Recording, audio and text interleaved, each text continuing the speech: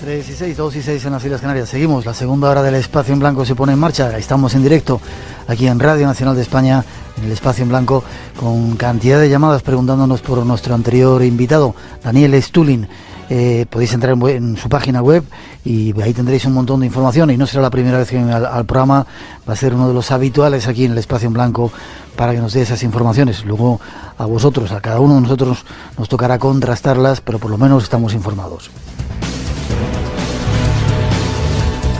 Y esta segunda hora llega con numerosos invitados, con un montón de temas, de secciones, y algunos de los mejores especialistas que hay por el mundo están aquí con nosotros en el Espacio en Blanco. Esta es una muestra. Eric Fratini con su Alto Secreto, su sección que hemos llamado Alto Secreto.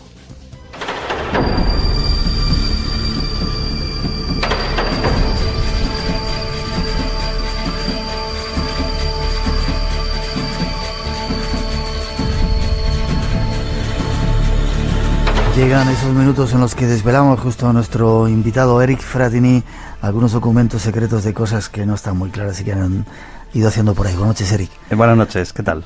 Uno alucina cuando descubre estas cosas, lo que hacen, cómo lo hacen, qué sucios son, como aquello que hablábamos de los trabajos húmedos, es que no se cortan un pelo, ¿eh? Nada, absolutamente nada. Además, porque te parece todo como de película cuando ves este tipo de operaciones en las películas de Bourne y todas estas...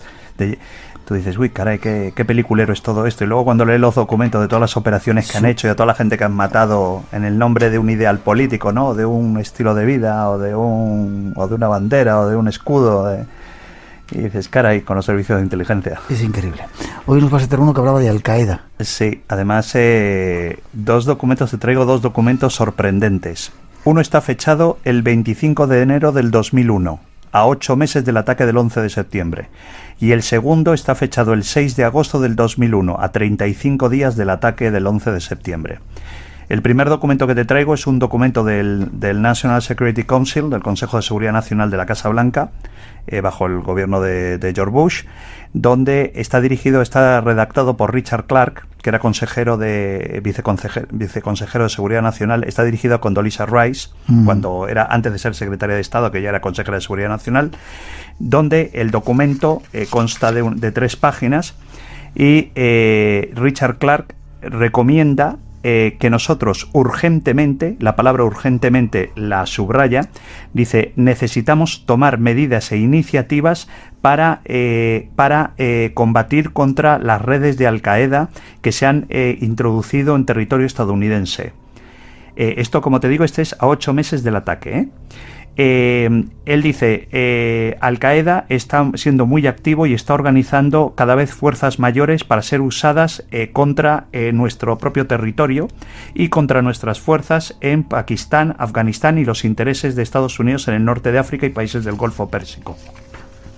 Richard Clark hace todo un análisis de los atentados. Por ejemplo, habla aquí del USS Cole, el famoso destructor que en Yemen le arrojaron una lancha bomba y que mataron a varios marineros del USS Cole. Aquí, si te das cuenta, aparece una máscara negra, que es las famosas máscaras, y pone Operational Detail Remove and the Request to the CIA. Quiere decir, detalles operacionales. Esta máscara ha sido colocada para evitar que tú puedas tener acceso a detalles operacionales de la propia CIA. ¿Ves? Entonces el documento me lo indica.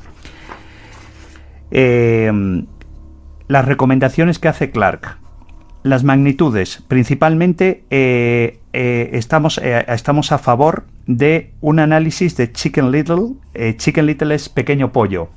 Pero es una frase que se utiliza para cuando se requieren operaciones de suma emergencia. Se llaman Chicken Little. Estrategia. Dice, intentar desactivar a posibles células de Al-Qaeda que se hayan introducido en territorio americano. Nosotros necesitamos un presupuesto importante para esto. El siguiente documento es curioso, mucho más curioso que el anterior. Este es del 6 de agosto del 2001, a 35 días del ataque del 11 de septiembre. Está realizado,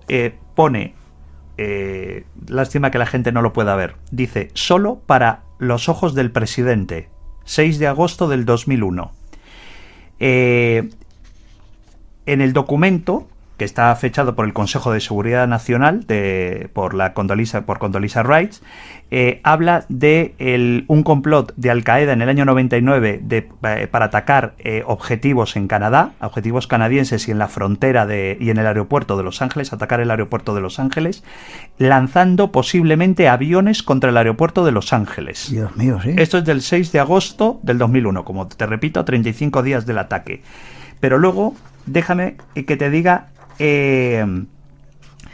dice, el FBI, alucinas, el FBI ha conducido aproximadamente 70 investigaciones abiertas en suelo estadounidense contra personas relacionadas con Bin Laden. La CIA y el FBI están investigando llamadas a nuestras embajadas en las que dicen que un grupo de Bin Laden o de supporters de Bin Laden, o sea, gente apoyada por él, sí, partidarios de seguidores de Bin Laden, estarían planeando ataques duros contra territorio estadounidense con explosivos.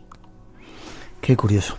Hay quien dice Esto es a 35 días del ataque del 11 de septiembre. Hay quien dice que lo sabía la CIA y otras agencias secretas y lo dejaron que ocurriera porque era una forma de justificar luego todo lo que ha ocurrido. ¿Tú qué crees? Bueno, esa es una de las polémicas que se ha hablado, incluso se destacó en la investigación que hubo en el Congreso, en el Comité de Actividades de Inteligencia en el Congreso después del ataque del 11 de septiembre, ¿no? Bueno, yo creo que principalmente lo que demostró el ataque del 11 de septiembre, lo que demostró el ataque del 11M en nuestro país, lo que destacó el ataque del 7J en Londres, es una falta absoluta de coordinación entre las fuerzas de seguridad, que lo demostró la ineficacia y la ineptitud de la CIA y del FBI. En España lo demostró la ineptitud y la ineficacia del Centro Nacional de Inteligencia, la Guardia Civil, la Policía Nacional, que no fue capaz de protegernos. Y en Inglaterra está claro que fue el MI5, el MI6 y la División de Antiterrorista de Scotland Yard, que fueron unos ineficaces, porque desgraciadamente sucedió en los tres países que las competencias entre las fuerzas de seguridad del Estado, entre las diferentes fuerzas de seguridad, provocó errores dramáticos que llevaron a cabo, porque si tú te analizas, por ejemplo, muchas investigaciones después del 11M en nuestro país, o por ejemplo después del 11 de septiembre, descubrirías que el ataque podía haberse evitado si las fuerzas de seguridad del Estado se hubieran puesto en coordinación entre ellas. ¿Sí? Sí. Sí. Qué curioso. Te lo dice el informe del 11M y te lo dice el informe del 11 de septiembre. El informe del 7J no se ha podido leer porque no es público. Yeah. El ataque en Londres. Pero el de aquí y el de es decir, yo siempre te he hablado contigo de que aquí, por ejemplo, miembros del 11M, miembros de las células que habían sido detenidos y la Audiencia Nacional los había puesto en libertad, y cuando quisieron volver a detenerlos porque había sido un error judicial se habían escapado y volvieron a aparecer el 11 de septiembre algunos de ellos en el piso de Leganés. Ya. Yeah. Sorprendente. Por falta de información. Pero bueno, así es como funcionan. Obama dice que quizá el próximo peligro que tenemos en Europa es el terrorismo y que hay que andar con cuidado. Ojalá se pongan de acuerdo.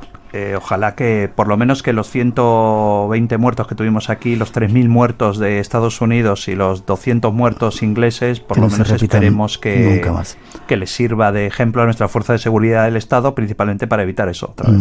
Aunque lo hace muy bien, ¿eh? Sí. Lo hace muy bien, no es una crítica. Nos vamos casi. Los próximos... lo mío sí era una crítica, ¿eh? Lo mío no. Lo mío sí, lo mío era una crítica. Yeah. Esperemos que aquello les haya servido. Porque principalmente porque tú y yo, nuestras familias van en trenes y aeropuertos. Sí, afortunado desgraciadamente. Sí. El peligro está en todos los sitios. Eric, un placer. Voy a recordar tu página web. www.ericfratini.com. ¿Qué tal va el laberinto del agua ese? Muy bien, estoy en tercera edición y sigo por 10 semanas en la lista de más vendidos. Y ahí sigo. Me alegro mucho. Dedícate a escribir cosas de esas, pero no olvides también descubrirnos todos estos documentos. Aquí estaré cada semana. Un placer, gracias. Un abrazo.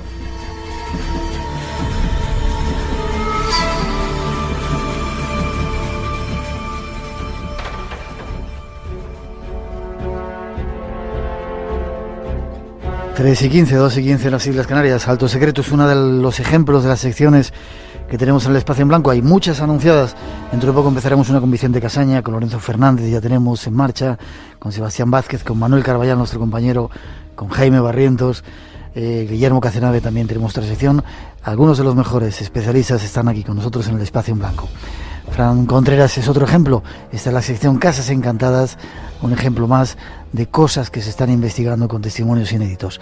Y el teléfono abierto sigue 900-137-137. Con este nuevo caso de nuestros compañeros dejamos.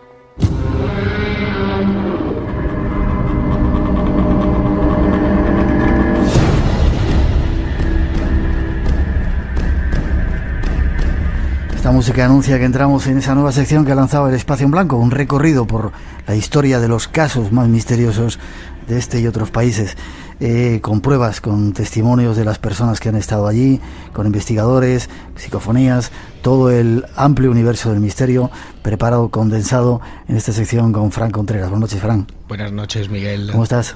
Bien, bien. Saludar a Trinidad Borras, nuestra técnico compañera en Málaga, que dice que está en su salsa, que no le da miedo esto, pero te digo, Trini, que me estás escuchando, yo no tengo la culpa de lo que te pase después, si tienes miedo, ¿vale?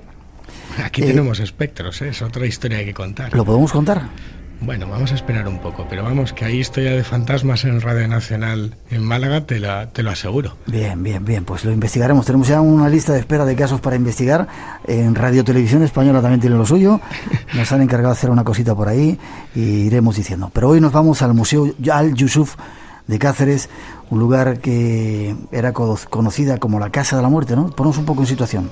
La Casa de la Muerte, Museo Al-Yusuf, bueno, conocido también como el embrujado Museo Árabe de los Muertos, ¿no? Un edificio, un enclave diferente a cualquier otro, ubicado en Cáceres, susurros y voces de origen desconocido, una figura de una mujer vagando por pasillos y estancias, drásticos cambios de temperatura, mimofonías, sonidos que no existen. Estos son algunos de los hechos, de las manifestaciones que vienen produciéndose en la casa conocida como la Casa de la Muerte, ¿no?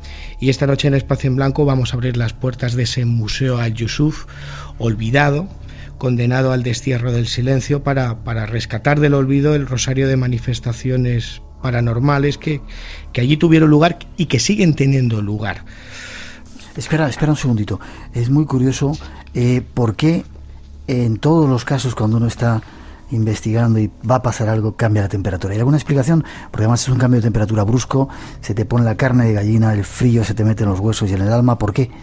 ¿Hay alguna explicación para esto? Los expertos en parapsicología, y cuando digo expertos no son parapsicólogos, sino físicos y químicos que han ido a Casas Encantadas a investigar este tipo de casuística, Miguel, afirman que siempre que se vaya a producir una manifestación física, una psicoquinesis espontánea recurrente, poltergeist, un movimiento de objetos, parece que sea lo que sea el fenómeno, su origen o naturaleza da igual, absorbe energía, y esa energía nosotros la sentimos o en ese cambio de descenso de temperaturas, ¿no? Parece que el frío es una de las pautas para estar alerta antes de contemplar lo imposible, pero no hay una razón al uso. Ya.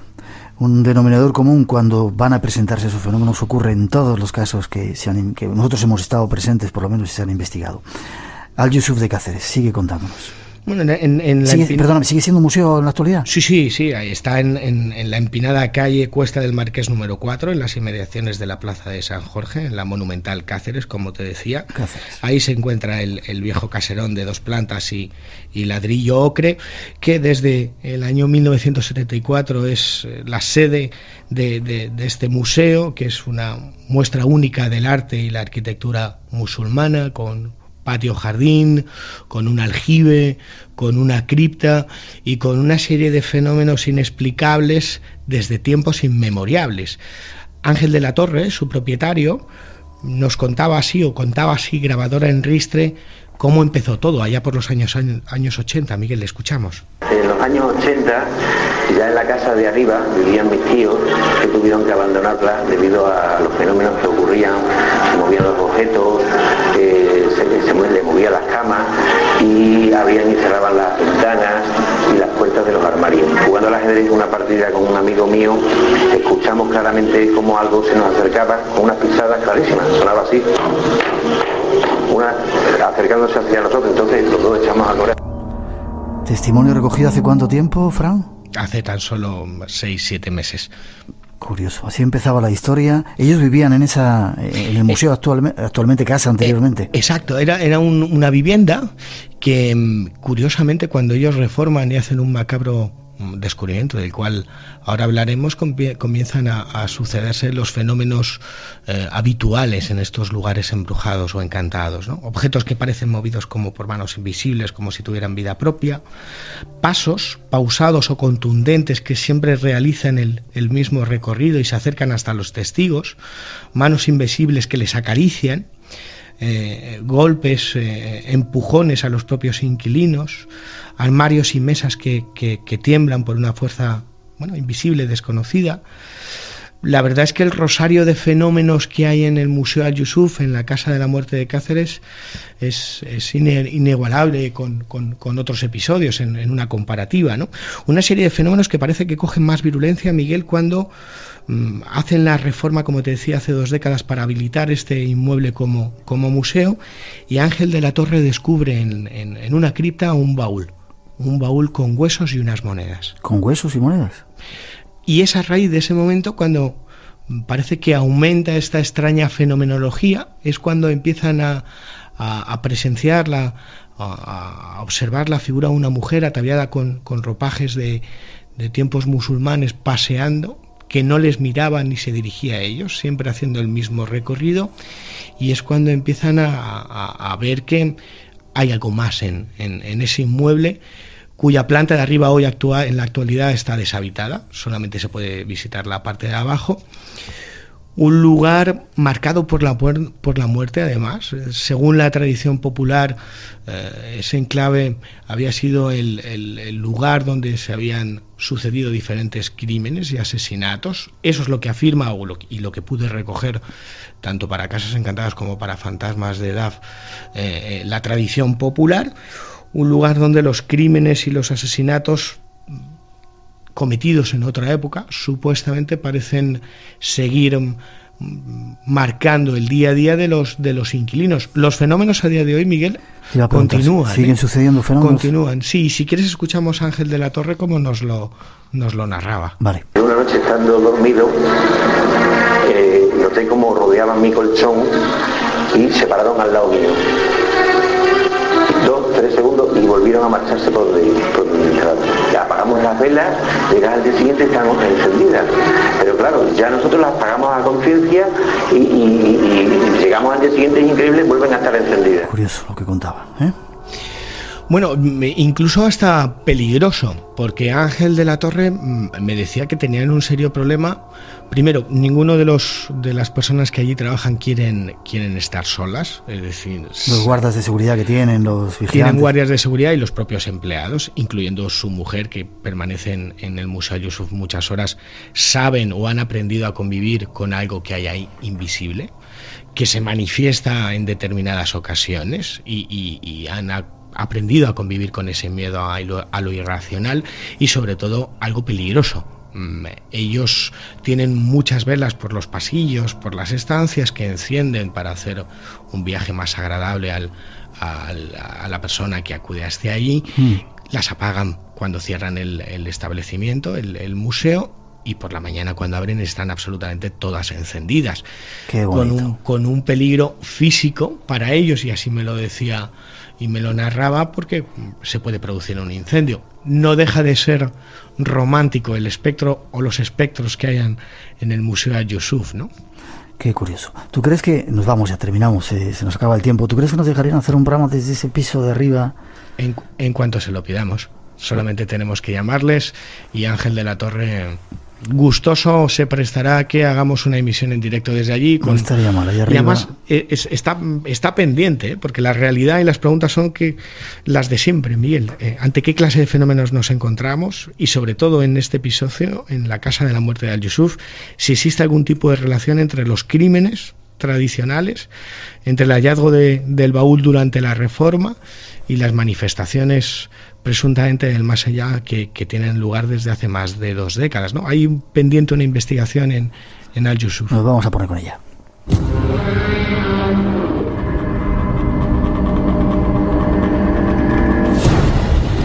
Nos llevamos a Trinidad Borrás y a Sané, nuestro técnico aquí en Madrid. Nos vamos todos a hacer esa investigación. Y a Juan, a que no hay que olvidarle también. Juan se apunta. Gracias. Seguimos paseando por este mundo del misterio.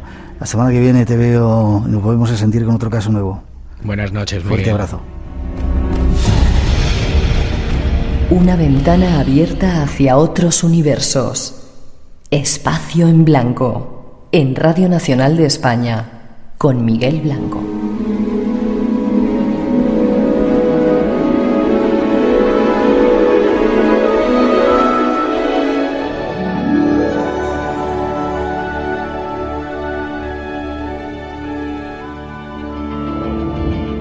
¿Por qué no me acuerdo de lo que pasó aquella noche? Perdiste a tu madre en un incendio. A lo mejor olvidarse no es tan mala idea. Vete a casa, ya lo entenderás. ¿Cómo te sentirías si perdieras al gran apoyo de tu vida? Esta es la pregunta que se hace Anne, protagonista de Presencias extrañas, un thriller que narra la historia de esta adolescente que tras abandonar un centro psiquiátrico después de un intento de suicidio por la muerte de su madre, se reencontrará con su hermana, con quien investigará las circunstancias que rodean la misteriosa y prematura muerte de su madre. Alex, te he echado muchísimo de menos. Supongo que ya habrás visto a la nueva novia de papá. Estoy contentísima de que hayas vuelto. Espero que puedas quedarte. Ana, lo siento, tenía que haberte contado lo de Rachel. ¿Cuándo se instaló aquí? Hace un mes. Le ayuda a superarlo 3 veces por noche.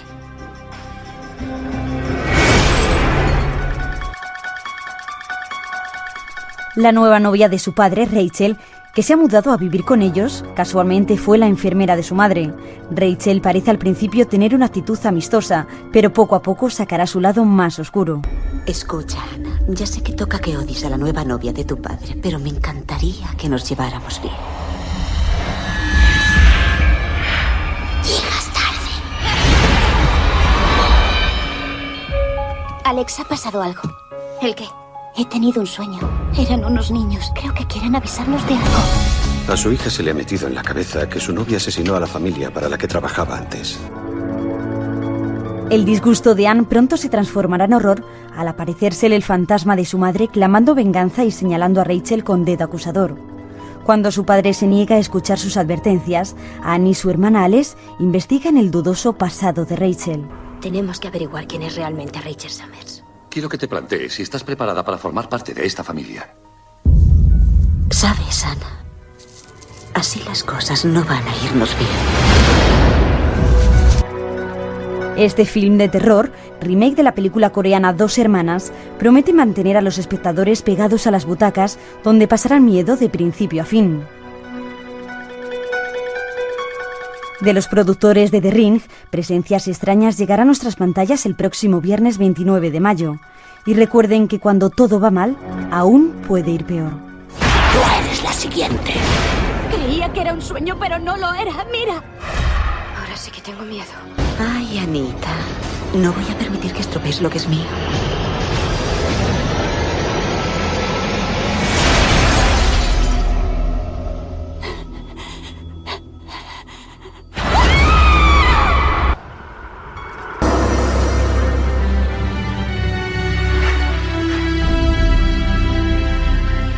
Y 29, 2 y 29 en las Islas Canarias.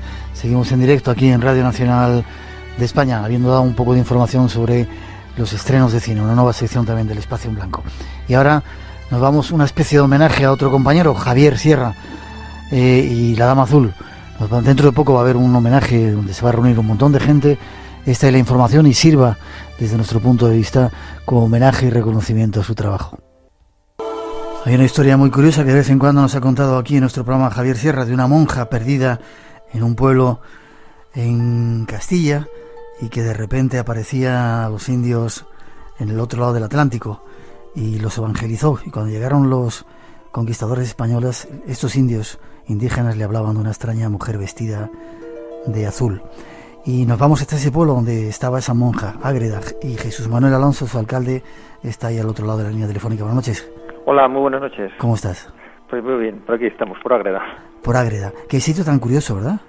Sí, es un sitio que está muy bien ubicado. Sí, ahí en mitad de camino del norte y del sur, ¿verdad? Es una encrucijada, digamos, de caminos. Estamos a muy poca distancia de Madrid, de Barcelona, de Pamplona, de Logroño, de Zaragoza. De Zaragoza, y tenemos un enclave natural privilegiado y un bello paisaje. Ajá. Yo pasaba por allí mucho cuando venía de viaje del norte, montones de veces, y siempre me preguntaba, decía que qué pueblo tan curioso aquel.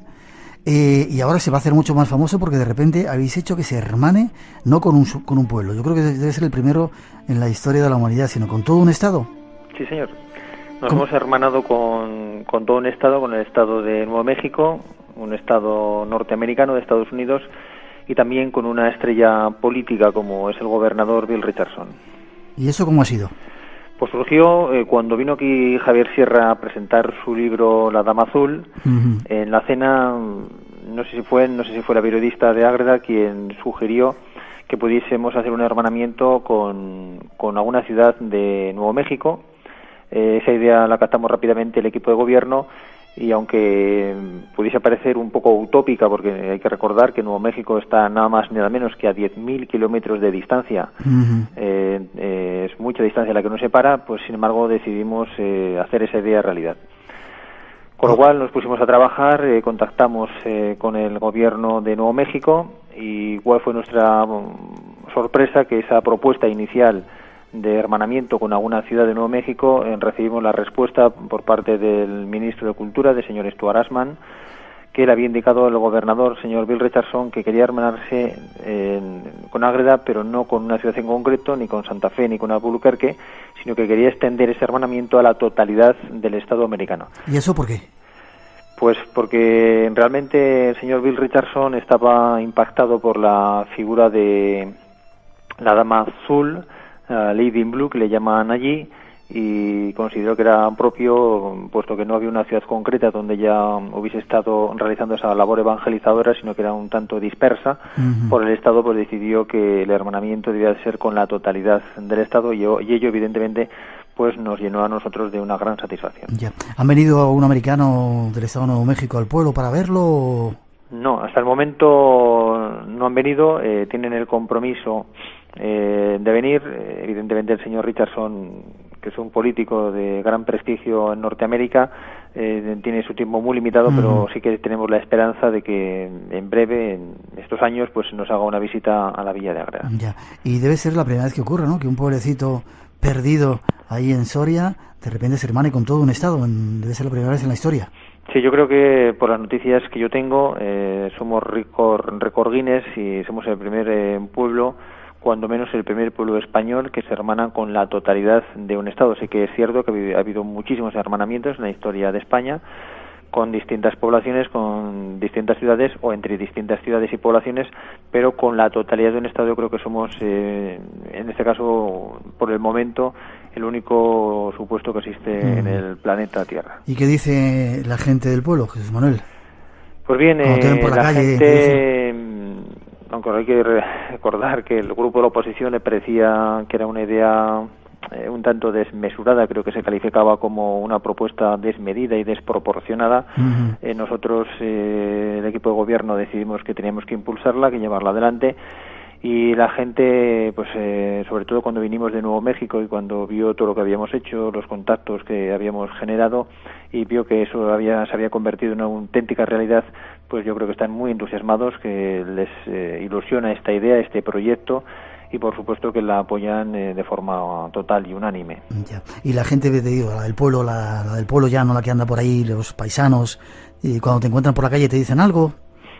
Sí, bueno, pues preguntan si van a venir porque el señor Bill Richardson, en el discurso de la firma del acuerdo, yo le ofrecí, le dije que iba a tener el atrevimiento de pedirle que fuese el pregonero de las futuras fiestas patronales, sí, las que se van a celebrar precisamente a partir del 10 de junio.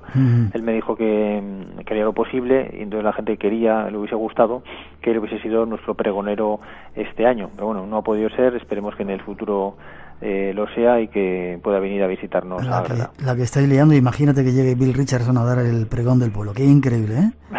Vaya ejemplo. Pues sería fantástico, desde luego. Pregunta con doble sentido. ¿Qué sabes tú de la Dama Azul? ¿Qué sabías antes de que Javier Sierra se presentara por allí para contaros la historia y hacerla famosa. La Dama Azul, la venerable madre, como aquí la conocemos, realmente que era un personaje muy admirado, porque no deja de ser un personaje con gran peso histórico en el momento histórico que le tocó vivir. Fue consejera de Felipe IV. De hecho, creo que son unas 613 cartas las que se intercambiaron la monja y el rey. Por tanto, influyó en sus decisiones políticas, en las decisiones que tenía que tomar Felipe IV. Sabíamos que efectivamente había influido en la destitución del conde duque de Olivares por el conde por Luis de Haro. Sabíamos que evidentemente había sido una monja con una gran influencia. Sabíamos que había escrito una gran obra como La mística ciudad de Dios, que era una obra revolucionaria para su época, que incluso yo le tuvo que hacer pasar por el Tribunal de la Santa Inquisición, que lo superó en distintas ocasiones. Sabíamos que era una monja que estaba muy preparada, que era muy culta para la época, que quizás se opuso a esa sociedad excesivamente machista, y ello le llevó a pasar también por el Tribunal de la Inquisición. Pero realmente no teníamos quizá la concepción de lo grande, de lo universal que era, y cuando hemos ido allí a Estados Unidos hemos visto que realmente la gente le sigue, se le admira, que su obra, La mística ciudad de Dios, se estudia en diversas universidades americanas, y sabiendo de la importancia de la gran figura histórica universal y de la gran personalidad como religiosa, como culta y como influenciadora, digamos, en la política nacional, teniendo ese concepto claro, sin embargo, quizá no tenemos muy claro la gran universalidad, la gran influencia que tiene Sor María de Jesús a nivel mundial, y que creo que gracias a la labor también de la obra de Javier Sierra va a ser más conocida, y ello evidentemente por efecto colateral va a suponer que muchísima gente de este país, del mundo, conozca a Ágreda y puede situar a Ágreda en el mapa, como digo, también gracias a la influencia y a la extraordinaria labor que está haciendo Javier Sierra con su obra La Dama Azul, y también por el gran entusiasmo, por el gran compromiso y por todo lo que él está haciendo por Ágreda, y por ello hemos decidido tomar la decisión de nombrarle como hijo adoptivo de la villa de Ágreda, porque en estos momentos, sin discusión, es el mejor embajador que Ágreda tiene en el mundo. Ahora nos cuentas esa noticia. Ahora solo quería preguntarte, ¿ahora dónde está la Dama Azul? ¿Se la puede visitar ahí en Ágreda? Sí, la Dama Azul, su cuerpo incorrupto, yace en la propia iglesia del convento. Yo precisamente estuve el domingo pasado escuchando un concierto que se celebran a consecuencia de la conmemoración del 375 aniversario de la construcción del convento. Fui con mi novia y pudimos ver, le enseñé cómo se puede ver la mano en el ataúd de cristal que está allí en la iglesia. Se ve incluso la mano incorrupta, el cuerpo está allí presente. Ya. ¿Se lo enseñan a cualquier persona que vaya a verlo? Sí, se puede ver directamente, no está en el museo, sino que está en la propia iglesia. Por lo tanto, la iglesia está abierta, creo que por lo menos unas 14 horas al día, y los visitantes pueden directamente verla allí en su ataúd. Ya el museo es más restringido, tienen un horario de acceso, e incluso se pasa con un guía, pero a la monja cuyo cuerpo incorrupto está allí presente en la propia iglesia. Perfecto. ¿Nos lo vas a enseñar si vamos a Ágreda? Por supuesto, sería un placer para nosotros que vinieseis, y desde este mismo momento quedáis invitados. Podéis venir también, si podéis, el día 30 de mayo. Lo vamos a intentar, cosa que te agradecemos. Y esa es la fecha, 30 de mayo, va a haber un acto en el que a Javier Sierra, nuestro compañero, lo vais a hacer hijo adoptivo de Ágreda, ¿verdad?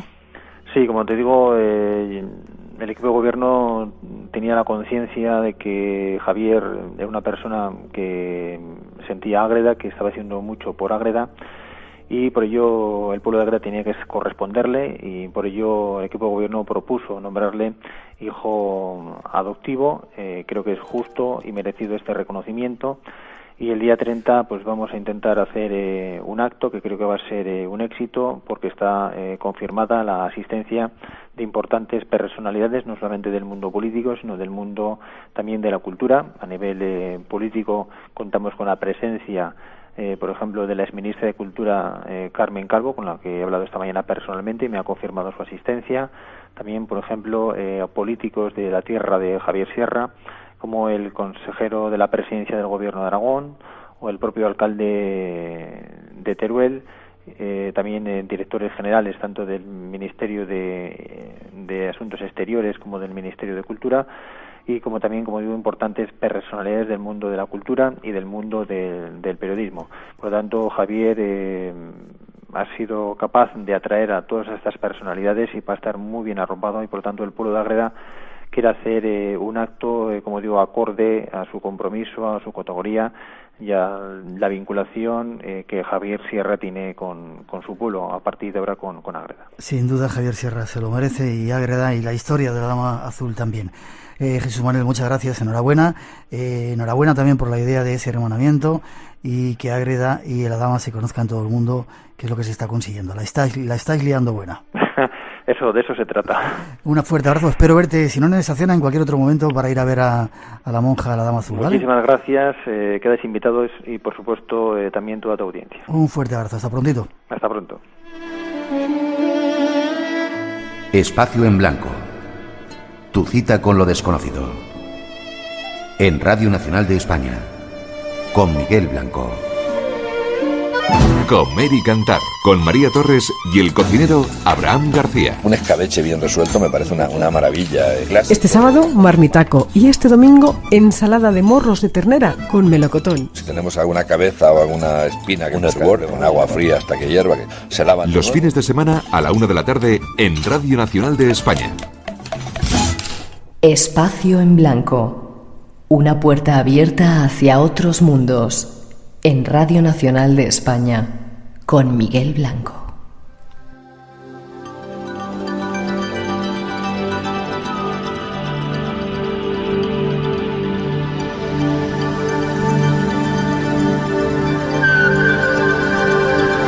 La vocación viajera de este programa, del Espacio en Blanco, nos lleva por diferentes lugares. Una de nuestras secciones que estamos tratando de conocer es el país cátaro, con Guillermo Cazenave, una persona que vive allí, músico de la nueva era y un colega y amigo del programa. Buenas noches, Guillermo. Hola. Sí, hola Miguel, ¿cómo estás? Bien, ¿y tú? No te escuchaba, bien. ¿Estabas ahí escondido en el país cátaro? ¿En alguna gruta, sí, en alguna cueva estás? Estuve hace muy poco, estuve incluso en Lourdes. Sí. Estuve recorriendo bastante, cruzando los Pirineos 4 veces y recorriendo lugares muy especiales, no solamente el lugar típico donde se va, donde hay las curaciones y todo esto, sino donde Bernadette de Lourdes, la famosa vidente, iba a unas cuevas especiales para curarse, aunque no es dentro del país cátaro, pero está muy cerca, y hay un castillo cátaro también por allí. Y has estado en Zaragoza con un éxito tremendo de gente, ¿no? Y de público y de crítica, ¿qué dicen? Por suerte, muy bien, ha sido todo aquí en la estación del AVE, aquí en Delicias, en Zaragoza. Es un ambiente fabuloso, una gente majísima, tocando en directo, y el día 15 vuelvo a dar una charla sobre el país cátaro, precisamente. Bien, pues prepárate, que igual vienes con nosotros a Valencia y a otros lugares a tocar un poquito de música esa tuya especial. Qué bien. No te lo he dicho, pero es una sorpresa. Bueno, ¿dónde nos vamos hoy? Hablar de un personaje, Esclarmonda de Foix, vaya nombre, ¿no? Correcto, Esclarmonda, que en realidad es en occitano, pero quiere decir que es clara al mundo, ¿no? Y de ahí es curioso este nombre, porque esa luminosidad que intentaron sus padres transmitir a esa niña, que se llamó Esclarmonda, pues tiene mucho que ver con el nombre que luego se adoptó en todos los idiomas, el nombre Clara, o el nombre Claire en francés, o Claire en inglés, y viene de ahí, de Esclarmonda de Foix, la famosa guardiana del Grial. ¿Y esta mujer, este personaje, quién era? ¿Dónde vivía además? ¿En esa zona del país cátaro? Exactamente, vivía en Foix, muy cerca de Montsegur, donde un castillo que ordenó construir su gran amado y amante, el conde de Foix, o Gastón de Febres, que era no solo, dueño prácticamente desde Andorra, toda la zona de Andorra, de los Pirineos, hasta llegar al condado de Foix. Gastón de Febres se enamoró de esta chica tan joven y fue a buscarla allí a Foix, formó pareja con ella y construyó este castillo para ella, y ella pues tenía un vínculo muy grande, porque el castillo de Montsegur fue prácticamente construido por iniciativa de ella, y se dice que Esclarmonda era quien realmente tenía la llave de acceso al Grial físico, la verdadera guardiana, la verdadera custodia del Grial. ¿Y dónde viene esa historia, Guillermo? bueno, los cátaros depositaron toda su confianza en ella, porque al construir Montsegur, el castillo, y al mantener esa fortaleza donde ellos guardaban sus tesoros más preciados, ella fue de alguna manera designada como la guardiana de ese castillo, y la que realmente, bueno, era como quien tenía el acceso a la llave de la caja fuerte, sería algo así, ¿no? Y entonces, pues todo el mundo ya en aquellos tiempos lo comentaba. Los cátaros en ningún momento lo negaron, sino todo lo contrario, sino decían que Esclarmonda, que era la que traía, la que traería claridad al mundo, era la verdadera guardiana, la verdadera custodia, la única persona que conocía de verdad y que sabría qué se harían con todos los tesoros más importantes que preservaban los cátaros, entre ellos el Santo Grial. ¿De qué fecha estamos hablando? Estamos hablando del siglo XIII y antes de mediados de 1200, estamos hablando de 1200, entre 1200, comienzos del siglo XIII, aproximadamente 1210, 1212, y de allí en adelante. Y es curioso que fuera una mujer la que designaran los propios cátaros como guardiana del Santo Grial, casi nada, ¿no? Exactamente, esta observación que haces, Miguel, es muy importante a mi entender, porque los cátaros en ese sentido pues no en ningún momento consideraban no solo el inferior, sino que consideraban a la mujer que era superior en muchísimas cosas al hombre, y abogaban por que hubiera más sacerdotisas que sacerdotes, por el hecho, digamos, de todo lo que ellos consideraban que era y que es la energía femenina. En todo ello está claro que los cátaros estaban mucho más acorde a lo que eran las culturas orientales, hinduistas, que a lo que luego ocurrió y ya empezaba a ocurrir y había ocurrido antes en Occidente. No seguían las corrientes de la Iglesia, digamos, ortodoxa. ¿Hasta cuándo vivió y qué pasó con el Grial y el castillo sigue en pie? Exacto, el castillo sigue en pie, derruido, sin techo. Bueno, es un castillo poco atractivo desde el punto de vista físico, digamos, es más todo lo que simboliza. Hay castillos muchísimo más bonitos, fáciles de acceder, pero Montsegur tiene aquello, tiene esa vibración, tiene esa energía, tiene todo aquello que realmente atrapa, todo aquello que nos conecta con esas energías, ¿no? No es un castillo, llamémosle fashion, pero es el castillo, digamos, ¿no? En mayúsculas. Y luego de la caída de Montsegur, siempre hay una leyenda sobre Esclarmonda, que al morir ella reencarnó en un ave, o sea que no reencarnaría más en lo físico como ser humano, y que los cátaros escondieron todas sus reliquias y sus tesoros en su montaña sagrada, en el pico Fourcat, muy cerca de Montsegur, y que lo que la Inquisición quiso lograr, pudo lograrlo en muchos otros lugares, en el sentido de robar, despojar a muchísimas personas de los tesoros, de las tierras, pero realmente lo que significaba el verdadero tesoro cátaro nunca pudieron dar con ello, ni la Inquisición, ni Hitler, ni todos los grandes buscadores de tesoros materiales. Es algo que quedó allí y allí está.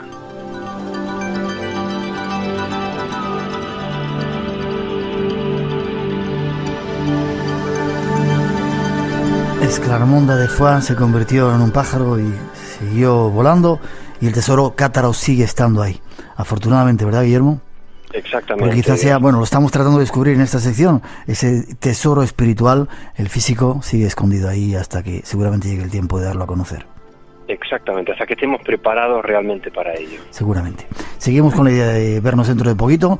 Guillermo, un placer. Si queréis música de esa que a veces ponemos en el programa, muchas veces muchos oyentes nos preguntan qué música es. Gran parte de la música que se pone en el programa, alguna de ellas de Guillermo Cazenave, uno de los músicos nueva era más importantes de Europa. Página web donde se pueden informar nuestros oyentes, Guillermo. Es www.gcazenave.com. www.gcazenave.com. Muchas gracias, Guillermo. Un fuerte abrazo. Prepárate que dentro de poco nos vamos a ver y vienen buenas cosas para todos. Un abrazo muy fuerte, Miguel, y un saludo para todos. Hasta luego.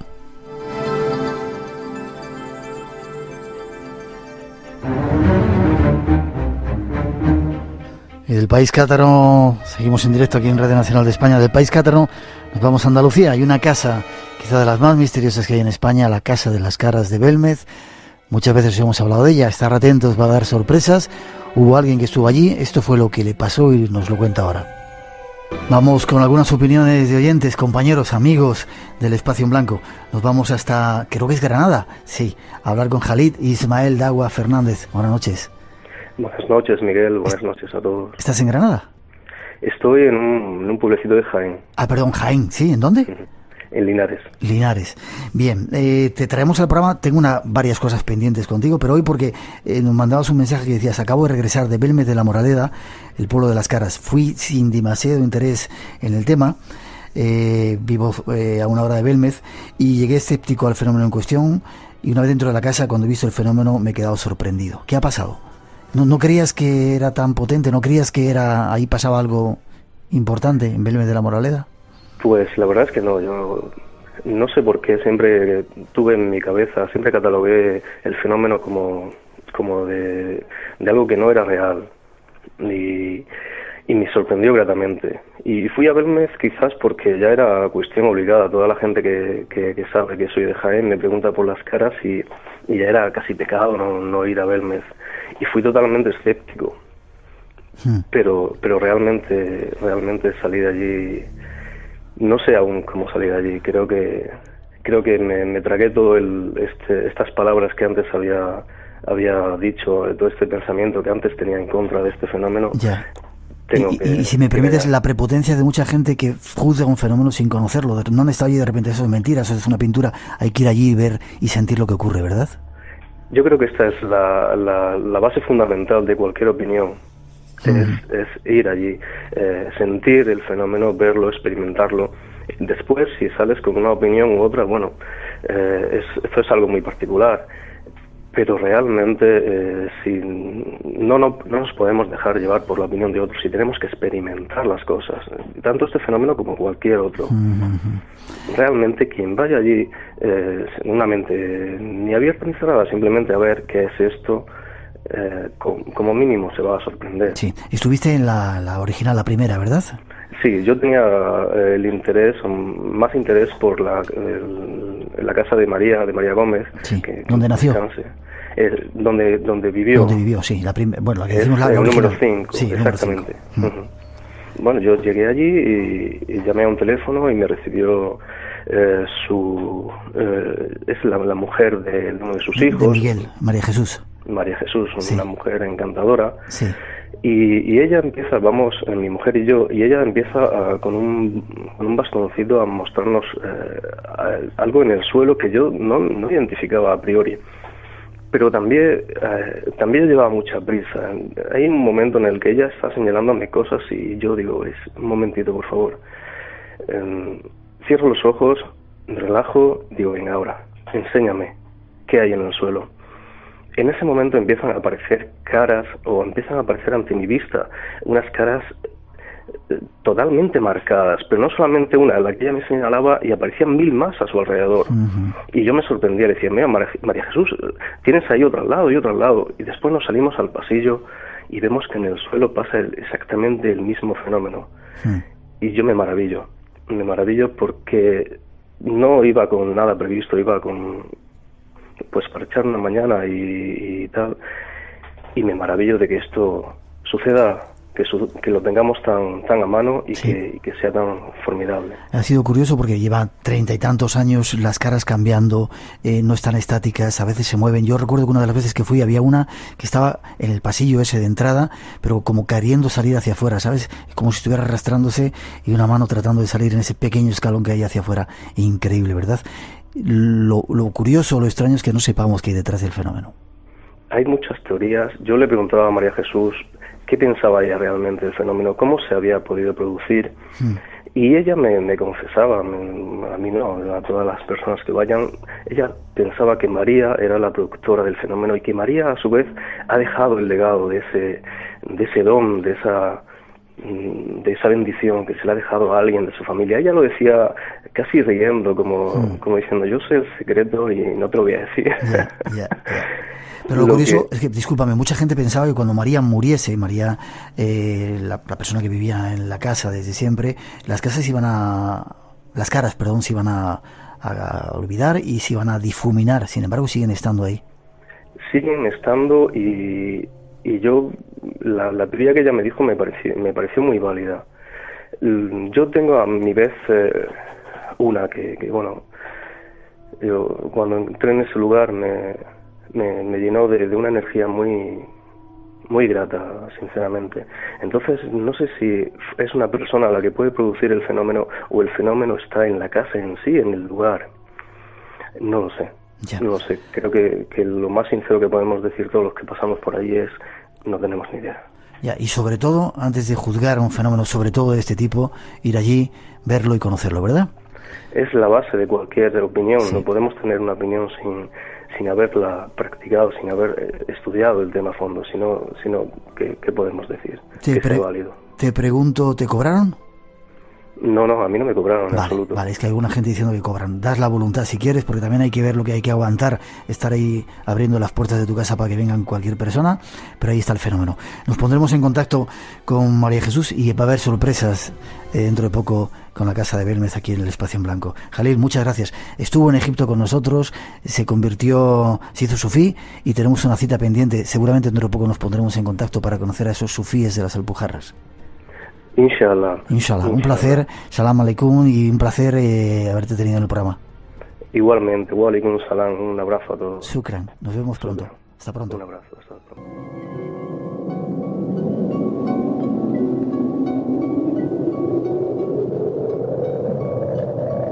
Solo cuando el túnel está en la más absoluta oscuridad es cuando puede volver otra vez la luz.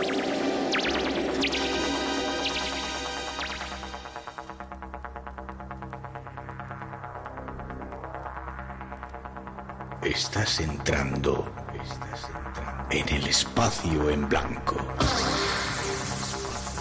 Una puerta a nuevas dimensiones de la existencia. Una nueva perspectiva sobre la realidad. Espacio en blanco.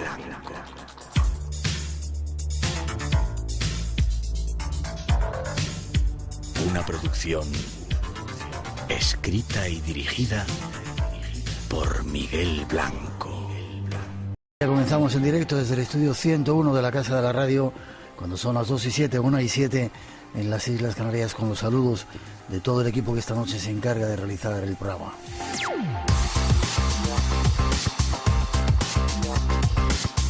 Esta noche la parte técnica, Rubén de Felipe y Paco Bermúdez, Natalia Sotillos en la realización y coordinación, Rosa Rodríguez en la producción y locución y Miguel Blanco que os habla. Para todos nosotros un placer, un honor estar aquí juntos compartiendo este tiempo de misterio.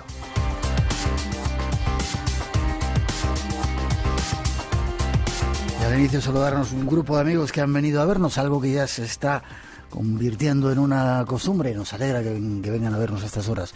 Y abrimos redes sociales, tenemos 5 premios. Primero el WhatsApp, por si queréis mandar alguna nota de voz, 652-03-5934, 652-03-5934.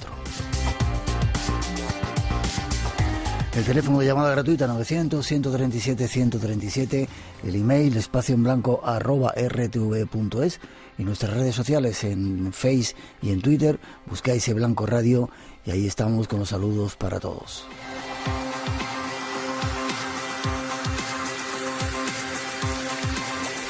Son muchos los temas que esta noche tenemos preparados. Buscamos respuestas a un mundo que nos acompaña y por eso repiten algunos invitados, pero ya veréis qué interesante. Tras esa introducción nos lo ofrecemos.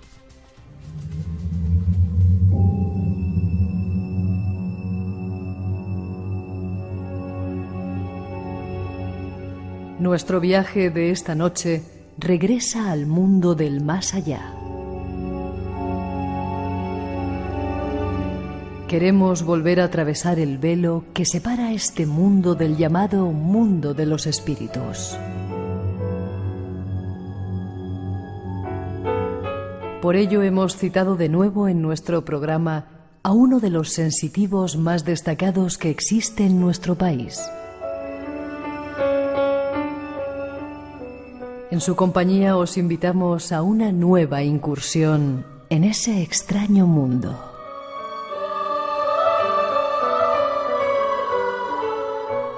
Queremos conocer algo más de él y de paso intentar saber si existen maneras de trascenderlo. Contaremos también con la ayuda de un físico que nos ayudará a comprender algo más de este universo. Seguiremos viajando hasta la montaña.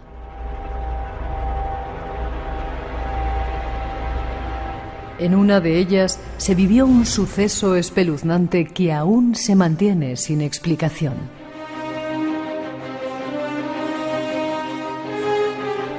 Eso y alguna sorpresa más será hoy el objetivo de nuestro viaje.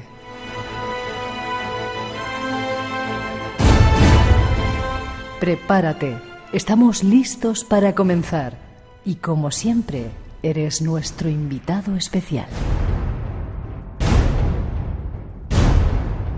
Primeros invitados, alguno de ellos ya repite, Aldo Linares. Buenas noches, Aldo. Buenas noches, Miguel, muchas gracias. Qué placer que estés de nuevo con nosotros. Yo digo lo mismo, es un placer y es un honor siempre poder estar aquí, sobre todo con alguien tan mágico como tú. Tú sí que eres mágico, ya tirado el agua por aquí todo, para empezar. Eres periodista, comunicador social, trabajas en organización de cosas, de eventos por ahí, ¿no? Sí, trabajo en un departamento de comunicación, en un festival de música.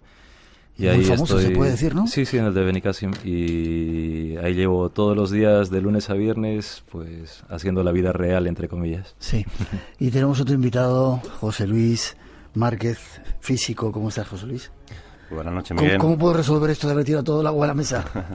Por la secar un ¿Algún ratito. sistema? Sí, ahora nos traen también para secar. Muchas gracias. Tú eres físico, trabajas en centrales nucleares. ¿Cómo alguien como tú se ha metido en estas historias? Gracias. Bueno, pues la verdad es que desde que llevo conociendo al grupo ESTA, aparte de que de hace ya muchísimos años, desde los 14 años aproximadamente, que empezó a aflorar en mí el gusto por los temas de la parapsicología, pero el grupo ESTA como referencia, siempre supe que es un grupo multidisciplinar. Entonces, siempre hay cabida para la ciencia. De hecho, es necesaria para que estén y existan todos los puntos de vista posibles para mejorar la investigación. Vale, vas a aportar un poco con tu punto de vista más científico esa otra realidad que esta noche estamos buscando. Vienes de Córdoba, estabas con nuestro Paquito Bermúdez, un personaje muy querido aquí en el programa que está algunas veces, ¿verdad? Sí. ¿Con él te iniciaste también en estas historias? Sí, era la Asociación de Estudios Parapsicológicos de Córdoba. Así, él está en Priego de Córdoba, que estuvimos algunas veces con él. Sí. Yo de Puente Genil, él es de Priego de Córdoba, pero sí que nos juntamos por eso, para los primeros casos en los que yo estuve con él allí en Córdoba, y la verdad es que, bueno, pues fueron las primeras andadas y muy curioso, no sé, hicimos... Si quieres que te lo cuente ahora... No, me lo cuentas luego. Vale. Aldo, y tú te estás convirtiendo en un personaje ya muy mediático, un sensitivo que sale mucho en la televisión y que tiene unos aciertos súper increíbles. Sí, pero ¿sabes algo curioso, Miguel? Mientras más pasan estas cosas y puedo investigar más, me siento cada vez más hormiguita, ¿sabes? Me siento una hormiga. Sí, una hormiga que no tiene ni idea de muchísimas cosas. Y es la verdad, no tengo ni idea. Esta noche has venido para responder muchas de las preguntas que se hacen nuestros oyentes, y tenemos algunos testimonios de personas que han querido relatar su vivencia para ver qué les dices. ¿Es peligroso el mundo de los espíritus?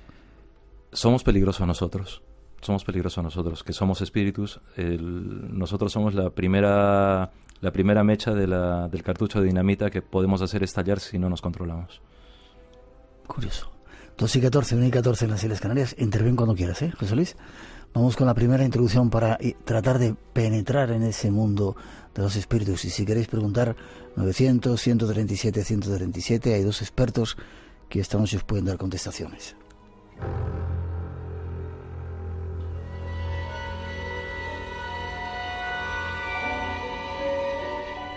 Esta noche deseamos entrar en un mundo lleno de enigmas. Contamos con la ayuda de un sensitivo que es capaz de conectar con él. Nos referimos al mundo de los espíritus. Algunos libros sagrados dan informaciones sobre este lugar.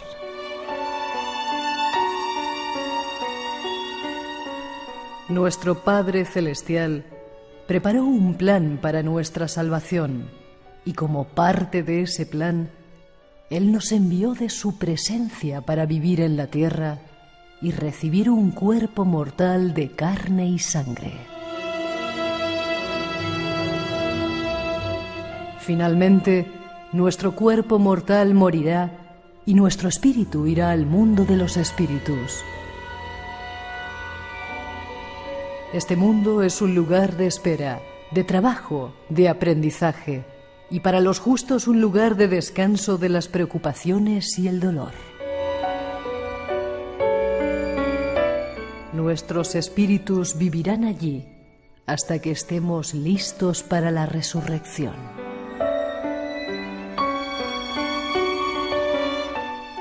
El mundo de los espíritus. Viajemos hasta él para conocer algo más de sus secretos.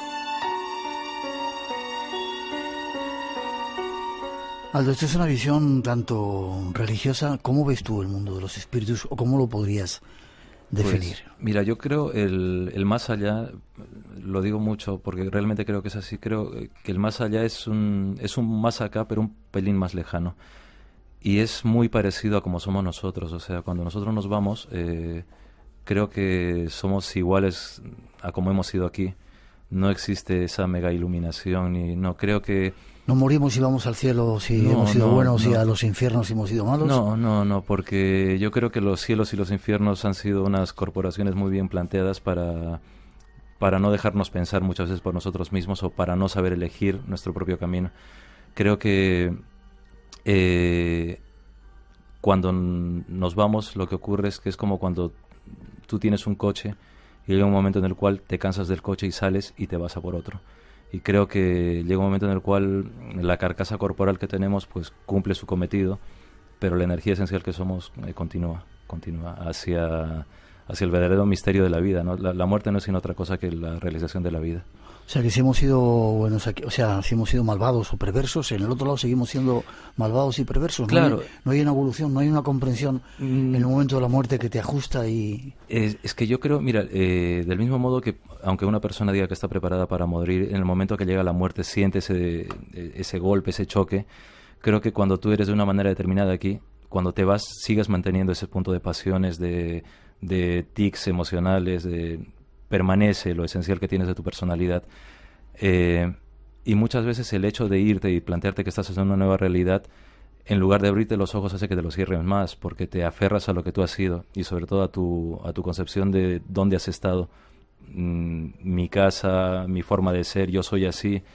Imagínate, si tú eres de una manera aquí, por ejemplo, ahora que estamos aquí en Madrid, cuando tú te vas a un poblado perdido de la China, sigues siendo tú. Sigues siendo tú. Lo que pasa es que con los condicionantes de allí.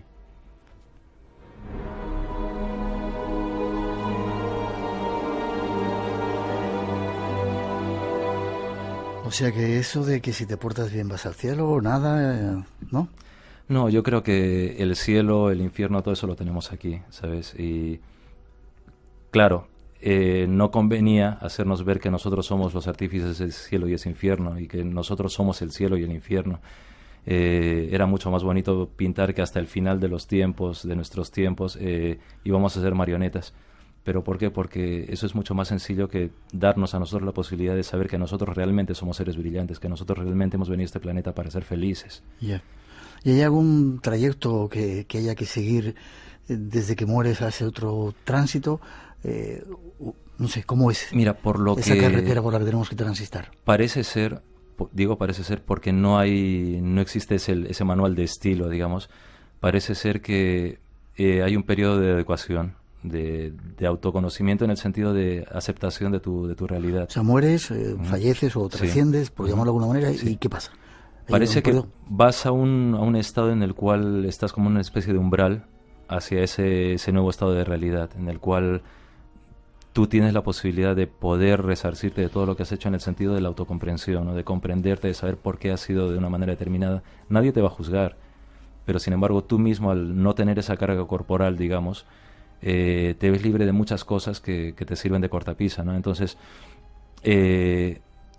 te ves de una manera mucho más directa, evalúas tu vida de una manera mucho más directa, pero en todo esto eliges tú qué hacer con todo eso. Ya.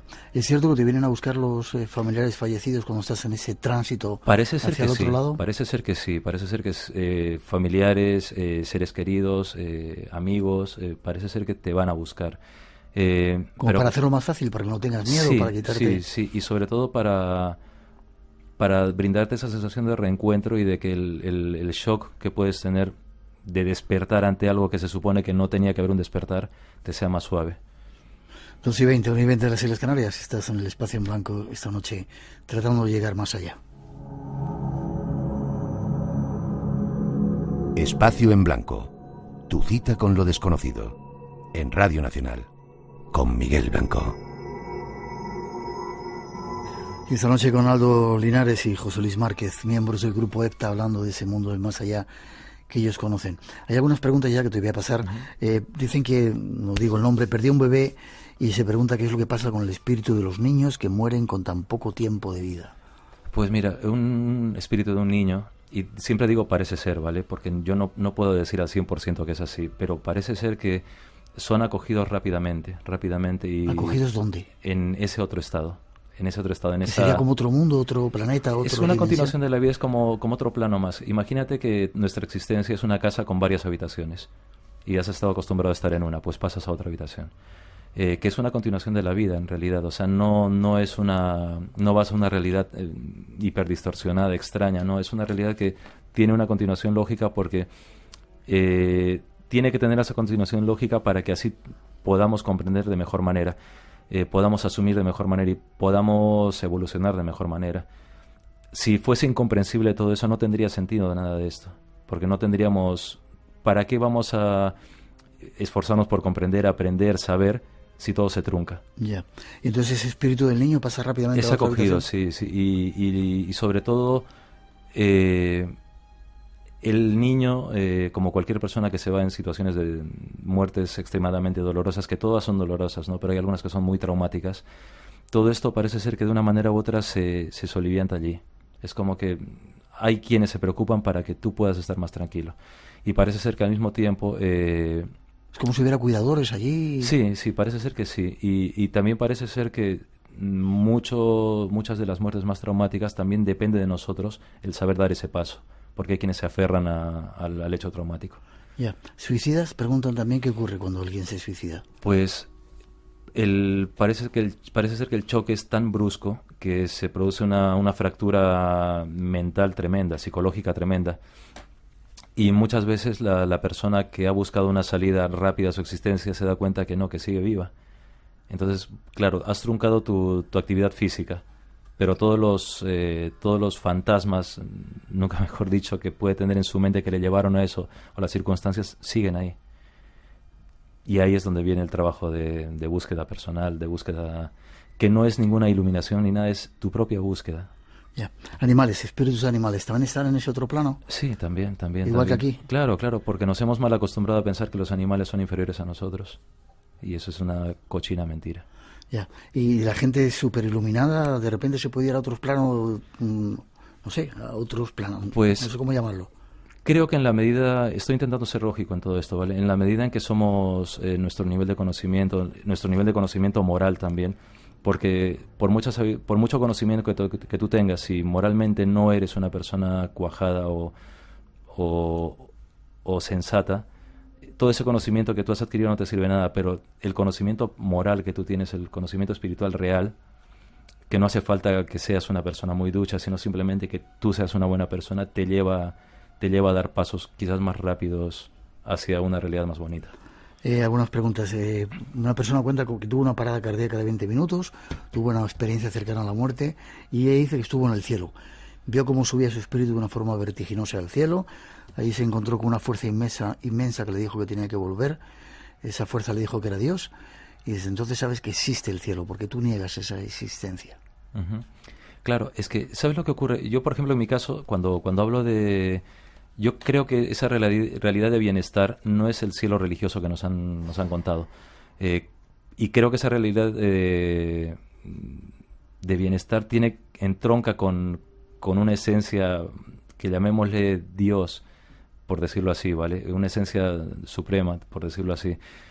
Pero decir quién es Dios, qué es Dios, no lo sabemos. Pero sí sabemos, sobre todo las personas que han atravesado esos estados, que viven algo tan potente, tan transformador, que es realmente su experiencia, ¿no? Y ¿por qué no? ¿Por qué no puede ser así? ¿Quién puede ser el guapo o la guapa de negar esas cosas? No se puede. Vale.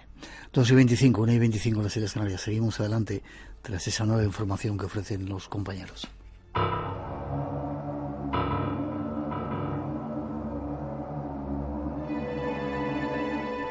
Sigamos investigando en este mundo. Vayamos a conocer algo más de esos seres sensitivos que son capaces de comunicarse con ellos. ¿Puede oírlos? Pueden oírlos. Es como una bola de fuego gigante, y gritos y mujeres. Lo que me afecta es que no puedan salir. Y verlos. Es un hombre muy grande. Están en contacto con una dimensión que la mayoría nunca conocerá. Es una sensación que me llega. Me gusta decir que a veces estoy en esa zona. Voy a tener una visión. Son mediums. Llevan mensajes de los muertos a los vivos. Los espíritus flotan hacia él.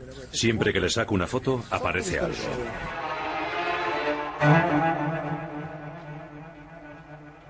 Mediums, sensitivos, seres capaces de comunicarse con el otro lado. En nuestro estudio tenemos a uno de ellos. Conozcamos algo más de sus capacidades. ¿Cómo te diste cuenta tú que eras sensitivo, que los podías ver, que los percibías? A los 7 años. Has contado alguna vez la historia, pero vamos a repetirla. A los 7 años en casa, jugando en uno de los salones, estaba con mis soldaditos y astronautas y yo estaba muy obsesionado con el mundo de los ovnis, que es un mundo que me atrae mucho.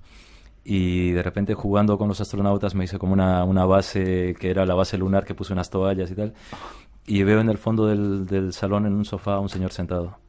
Y claro, a esa edad, que maravillosamente no tenemos esas fronteras de la lógica, pues yo le vi sentado y pensé que era un amigo de mi abuelo. Y seguí jugando hasta que de repente le pregunté si quería hablar con mi abuelo, si quería verle, y me dijo que no me preocupase. Seguí jugando. ¿Te contestó? Sí.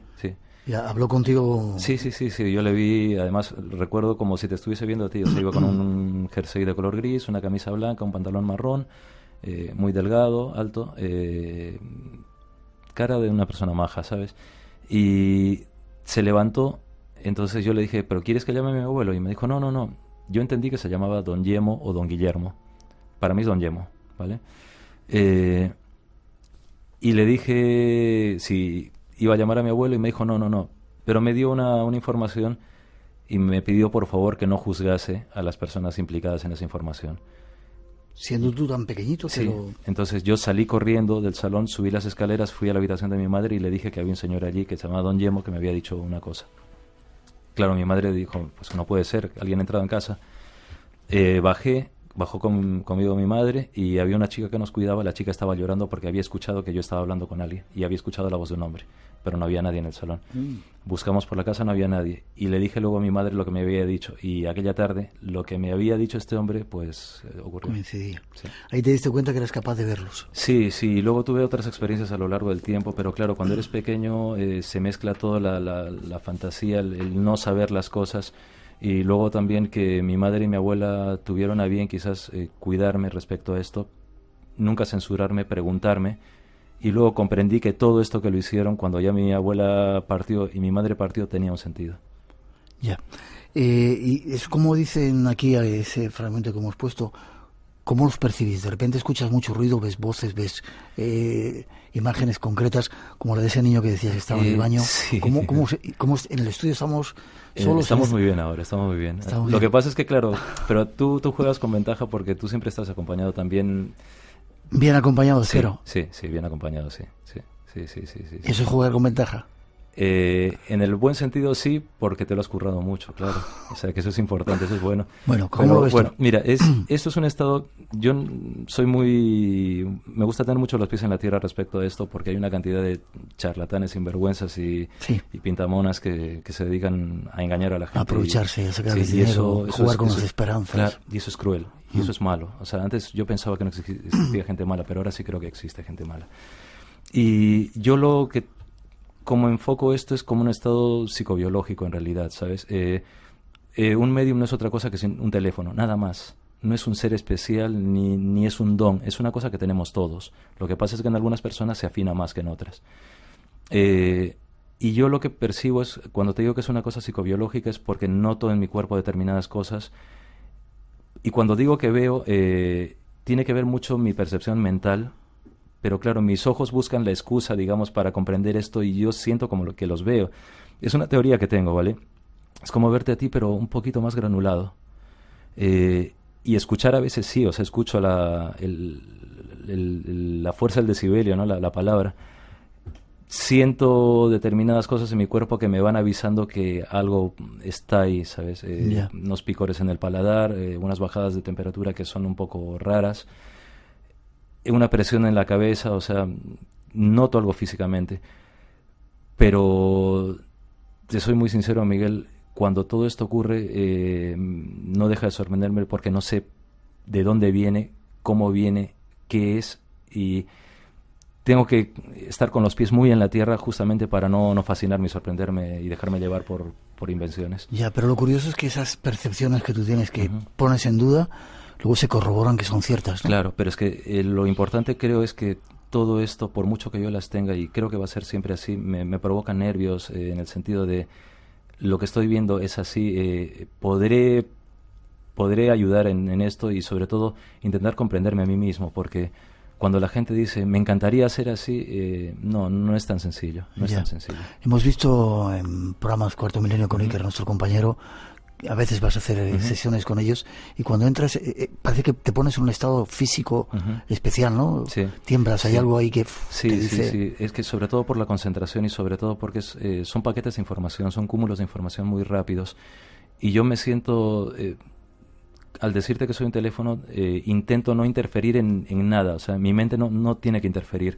Entonces empiezo a hablar rápido para soltar la mayor cantidad de información y sobre todo porque, que es algo que no se ve, pero después de todo siempre intentamos ayudar, o sea, porque yo si soy un teléfono tengo que servir para algo. Vale, eso lo vamos a ver luego al final. 2:32, 1:32 en las Islas Canarias, estamos en el Espacio en Blanco hablando del mundo del más allá.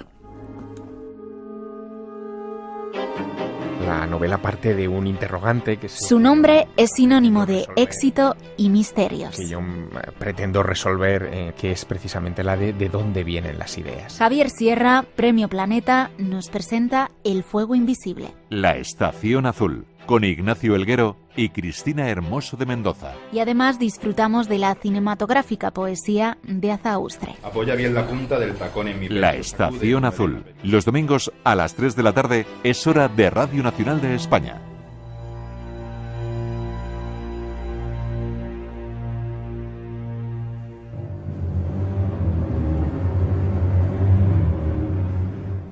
Algunas preguntas que han llegado. Un oyente dice... Me crió y educó mi abuela Emilia, me arropaba y me daba buenos consejos desde que tuve uso de razón. Y te tengo una pregunta sin respuesta aún. ¿Cómo podía hacerlo si mi abuela murió en 1959 y yo nací en 1967? Mucho tiempo después. ¿Hay casos de estos? Sí, claro. Mira, la afinidad, es el sentimiento es lo más potente que hay. Entonces, parece ser que cuando alguien desencarna, las leyes de espacio-tiempo son distintas. Quizás porque ya no, el cuerpo ya no está teniendo esas ligazón o esas propiedades que condicionan mucho, ¿no? Entonces, esa fuerza del sentimiento, quién sabe, a lo mejor hace que por afinidad, por amor, pues haya tenido mucho contacto con ella, la haya intuido de una manera u otra, ¿no? El amor es lo más potente que hay, los sentimientos es lo más potente que hay, y eso trasciende todo. Vale, déjame que escuchemos un testimonio. Hemos traído algunos testimonios de oyentes que querían contarte, relatar su historia, para ver si tenéis alguna respuesta. Escuchemos. ¿Te comunicas con tu padre a través de los sueños? Bueno, han sido varios, me ha pasado 3 veces, no sé exactamente qué es, ¿vale? Fue a raíz de su fallecimiento, pocos días después de enterrarlo, pues por la noche yo noté como que tuve un sueño y noté como que estaba acompañada con alguien, ¿no? No me pareció un sueño pues como los que tenemos habitualmente, y sí que sentía como que alguien estaba conmigo, y vi como que yo estaba, como cuando vas en un avión y ves desde arriba un plano de la Tierra, ¿no? Pues yo vi como que estaba alta con alguien, y lo estaba viendo, y veía como mi hermana y yo estábamos pues por las calles haciéndonos nuestra vida normal, ¿no? Y en ese momento pues no es que oyese una voz, porque no fue verbal, fue como telepáticamente. Yo entiendo que fue mi padre. Él me dijo: cariño, no tengas miedo, es todo un sueño. Y yo interpreté que se refería a la realidad, claro. Yo le vi bien, o sea, le recordé como vestido cuando iba con traje a trabajar, o sea, le vi bien. Y después tuve otro sueño en relación con mi padre, y esto ha sido el año pasado. También me volví a quedar dormida y tuve un sueño, y en el sueño yo estaba otra vez como con alguien que, a ver, yo digo que es él, pero yo de esto no tengo ni idea lo que puede ser. Y yo veía como una niña que estaba por la casa, otra vez, como que estaba en un plano más alto, y se veía una niña que estaba por la casa corriendo, abriendo y cerrando puertas. Y él me dijo, como telepáticamente, me dijo: mira a esa niña que abre y cierra las puertas. Y yo, en el sueño, pensé, no sé, a lo mejor es alguien que conozco. Y cuando me desperté, empecé a pensarlo. Recuerdo que llamé a un amigo y se lo conté, y dije, no sé, a veces que es alguien que se ha muerto. Y me dice: Mónica, a lo mejor eres tú. Y la interpretación que yo le di a eso fue que la niña que estaba abriendo y cerrando las puertas era yo. ¿Los del más allá pueden aparecerse en nuestros sueños para decirnos cosas concretas? Parece ser que es una buena puerta para hacerlo, puesto que es una vía mucho más rápida para entrar en el subconsciente, para comunicarse con nosotros. Al estar despiertos, piensa que nosotros somos carne de prejuicios, del qué dirán, de pareceres, de una lógica para defendernos al día a día, ¿no? Entonces, psicológicamente puede funcionar que ese sea un canal mucho más directo, mucho más sutil, pero que al mismo tiempo los mensajes sean más potentes, queden más, porque van directo a lo que somos. No tienen la barrera del día a día, del consciente, entonces puede ser. Y tenemos varios testimonios oyentes, no vamos a decir sus nombres para respetar su intimidad, lo dejamos ahí. Preguntan también si pueden actuar físicamente en nuestro plano. Hay gente que dice que ha sentido caricias, por ahí teníamos una de las personas que han venido que sentían que la acariciaban físicamente. ¿Pueden interferir directamente físicamente con nosotros? Yo creo que puede ser. En muchos casos creo que también puede haber mucho de nuestra propia... Pueden ser efectos que nosotros consideramos que son de ellos, pero son más bien nosotros, ¿no? O efectos ambientales, pueden ser muchas cosas, o que psicológicamente nosotros nos metamos en una realidad que creemos que es. Pero creo que hay casos en los que sí, sobre todo cuando están en esa especie de interfase de camino a, o de querer decirnos algo para irse. Creo que a veces dejan esos pequeños regalitos que suelen ser caricias, soplidos, aromas. ¿Miedo? Si genera miedo eso. O provocarte miedo. Te pueden provocar miedo también porque piensa, muchas veces cuando se van, hay algunos que si han sido de una manera determinada o quieren decirte algo, nosotros lo traducimos en miedo porque igual ellos su manera de, imagínate, de hacer esto y pegar golpes y decir, te levantas asustado, son golpes y muchas veces nos genera ese miedo, pero quizás es hazme caso. Ya. Hay dos preguntas antes de pasar. Alguien se sienta muchas noches a los pies de mi cama. Paso muchísimo miedo. Solo desaparece cuando abro la luz. Paso mucho miedo. ¿Me pueden hacer daño? Francamente lo paso muy mal, dice. Quizás sea eso alguien que le está tratando de decir algo. Quizás eso. Quizás sea alguien que esté intentando, o que no haya sabido irse del todo, o que quizás esté intentando decir algo. O que también sea parte de estos procesos de sueño que a veces... utilizan imágenes arquetípicas, ¿no? Imágenes que se repiten y que alguien a los pies de la cama, alguien que se sienta, pueden ser todas estas variables, pero en todo caso, lo que sí puede servir a esta persona para ayudar es, y sé que suena a veces muy baladino, pero es desde su corazón, no con el miedo, sino con el deseo de que se solucione esto, decirle a esa persona que siga su camino adelante.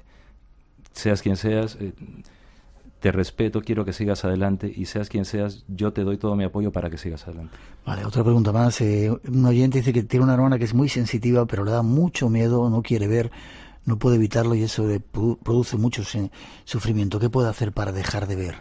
Lo primero, aprender a cerrar los canales requiere un tiempo y requiere una disciplina. Lo primero que puede hacer es centrarse en esta vida como lo primero. O sea, decir...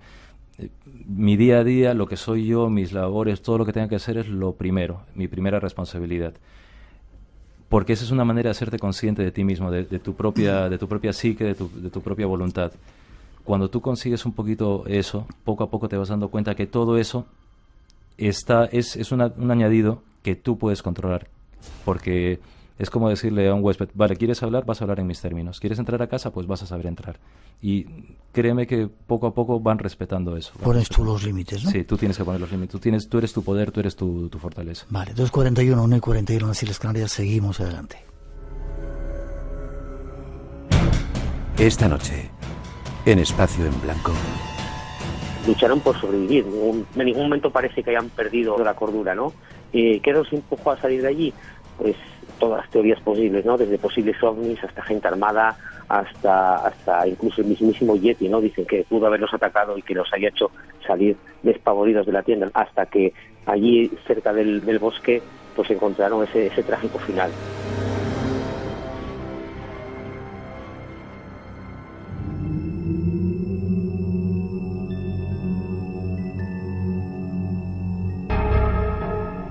Queremos conocer la mecánica, el funcionamiento de la aparición de estas presencias.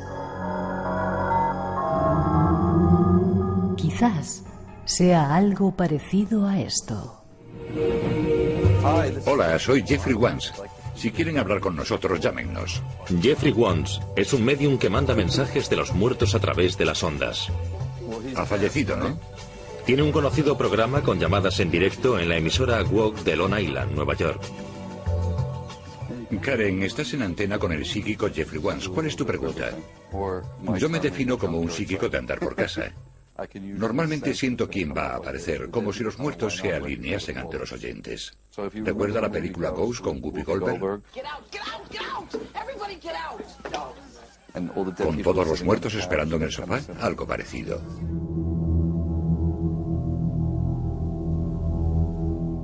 Así es como parece suceder. Los muertos quieren entrar en contacto. Nuestro invitado nos da más datos. ¿Es así? Le ponemos un ejemplo de... Igual tienes que hacer un programa... A mí me parece alucinante eso. Primero porque en mi caso no es así. No es así. Yo no, siempre lo digo y siempre lo diré, el telespíritu dígame no existe. No existe. El espíritu dígame. Telespíritu dígame no existe. Luego, no depende de mí, depende de ellos. Ya, pero ellos están ahí alrededor y están buscando sensitivos para decir, oye, que tengo que... Ellos ¿Están buscando un teléfono para comunicarse? A veces sí, otras veces no lo requieren, ¿sabes? Porque en realidad, si ellos quieren hacerse notar y comprender, muchas veces pueden hacerlo. Y ahora bien, también quiero aclarar que en mi caso, que es el más fehaciente del que puedo hablar, ¿no? Yo no estoy tan convencido que solamente sean difuntos, porque ¿no? Creo que hay seres de otras realidades que también están ahí, realidades paralelas, como queramos llamarles, ¿sabes? Otras dimensiones. No siempre es así. Y en ocasiones puede pasar que hasta de seres vivos que están dormidos y que en un viaje astral pues conectan con esa especie de espacio continuo que es fascinante, ¿no? Entonces, que están en todo lado, pues pueden estar de la misma manera que nosotros como seres humanos estamos en todo lado, porque muchas veces hablamos de los espíritus, pero nos olvidamos que nosotros somos espíritus. Entonces... Pero depende de ellos. Eso de yo puedo conectar con ellos porque sí, no. En mi caso no es así. Vale, ¿y qué concepto tienen ellos de sí mismos? Es decir, ¿saben que están en otro plano? Porque a veces cuando hemos ido con Paloma Navarrete unas experiencias o contigo, ¿no? Vamos a casas o vais a casas y de repente ahí hay alguien, bicho, no sé cómo le llamáis vosotros, hay inquilino y él no sabe que está muerto y se quiere quedar en la casa, está claro, es que hay muchos que no lo saben, ¿sabes? O sea, no tienen conciencia del plano en el que están. Muchos no. Otros sí, y otros que sí lo saben, adrede se quedan, ¿sabes? Pero hay muchos que no, sobre todo en muertes traumáticas o en muertes por enfermedades o porque de repente están tan nublados por su propio ego, no se enteran. Y hay algunos que sabiendo que tienen que seguir adelante, que tienen que irse, pues no quieren quedarse porque esa es su casa, porque son sus cosas, porque les has movido sus cosas, porque quién eres tú que está en su casa y no te conocen. Y muchas veces los raros y los extraños somos nosotros para ellos. Hay de todo. Como aquí, es ahí. Vamos con otro testimonio, otro oyente que nos cuenta su experiencia. Yo llegué de unos días de trabajo, viajo mucho, llegué al hotel y mira, generalmente una de las pocas manías que tengo es cepillarme los dientes. Llegué tan cansado por la noche que nada, me quité la ropa, me tumbé en la cama, ni corrí las cortinas, las cortinas estas opacas. Entonces me quedé dormido al momento. Y a eso de las 3:30, digo a las 3:30, las 3:26 para ser exactos, pues yo estaba soñando y era un sueño, pues qué te voy a decir, como si estoy cogiendo un vaso de agua. Era un sueño que no me decía nada. Y de repente que noto calor y como que la presencia de que hay una persona pegada al lado mío en la cama.